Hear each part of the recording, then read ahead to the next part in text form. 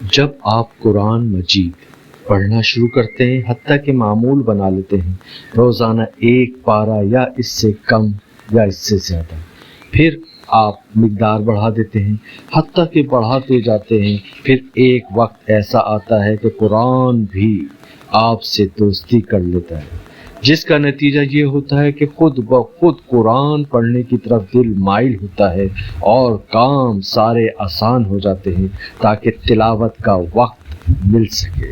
پھر جب قرآن آپ سے دوستی کر لیتا ہے تو تلاوت شروع کرتے ہی آپ کے دل کی تاریں قرآنی حروف سے جڑ جاتی ہیں اور لفظوں کا اتار چڑھاؤ گویا آپ کی روح کا لطف ہوتا ہے۔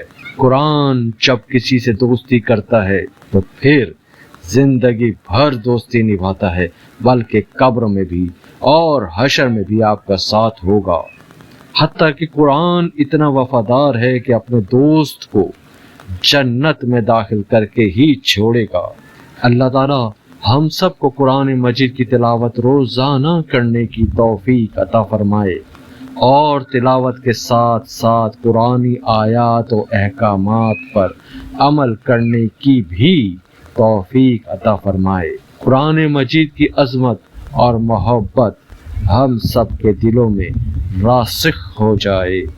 آمین آمین آمین یا رب العالمین۔